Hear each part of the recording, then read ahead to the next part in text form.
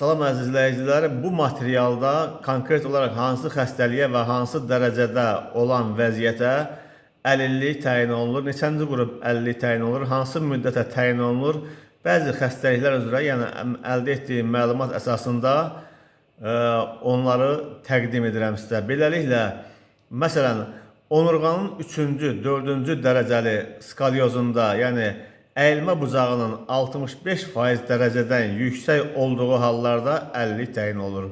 Ondan aşağı olduqda isə əlillik təyin olunmur. Bir gözün olmaması orqanizmin funksiyasının 50% itirilməsi kimi dəyərləndirilir və 3-cü dərəcə müddətsiz əlillik təyinatı aparılır. Əgər göz hansısa xəstəlikdən əməliyyat olunubsa, ümumiyyətlə görmürsə, deyək ki, xərçəng xəstəliyi həmin gözün birini sıradan çıxarıb əməliyyat olunub və yaxud onun yerinə hansısa süni bir materialdan qoyulub, şüşə qoyulub və s. Yəni o göz artıq görmür və ya hansısa digər xəstəlikdən olubsa, bu zaman qiymətləndirilir və əlilliyin deməli təyinatı müddəti də dəyişə bilər.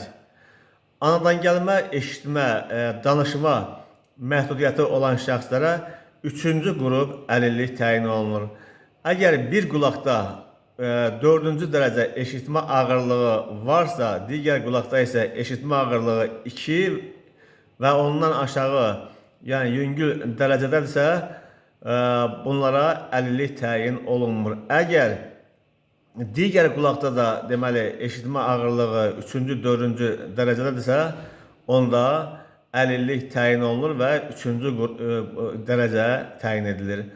Anadan gəlmə liliputlara liliputluq əlilliyə əsas verir, təyinat aparılır. Tənbəlgözlük özlüyündə əlilliyə əsas vermir, lakin gözdə görmə itiliyi 20%-dən aşağıdırsa, əlillik təyinatı aparıla bilər. Bunun üçün müraciət edilməlidir. Həzm sistemi xəstəlikləri, məsələn, boy çəki indeksi, əgər boy çəki indeksi 16,5-dən aşağıdırsa, o əlilliyə əsas verir. Ətrafın qısalığı konkret olaraq, məsələn, aşağı ətrafın, yəni ayağın qısalığı 5 sm olduqda əlillik təyin olunur.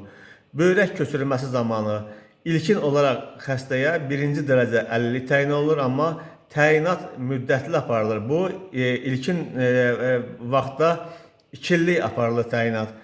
2 ildən sonra köçürülmüş böyrəklə müayinə olunur və qrup dəyişə bilər. Müayinə nəticəsində kreatinin səviyyəsindən asılı olaraq və yaxud digər müayinə nəticələrindən asılı olaraq 2-ci, 3-cü dərəcə əlillik təyin olunan bilər və yaxud həmin ilkin olaraq təyin olunan 1-ci dərəcə əlillik səviyyəsində də saxlanıla bilər.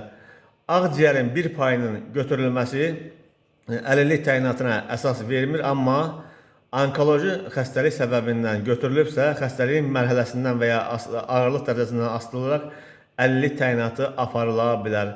Parkinson xəstəliyinə ağırlıq dərəcəsindən asılı olaraq əlillik təyin edilir.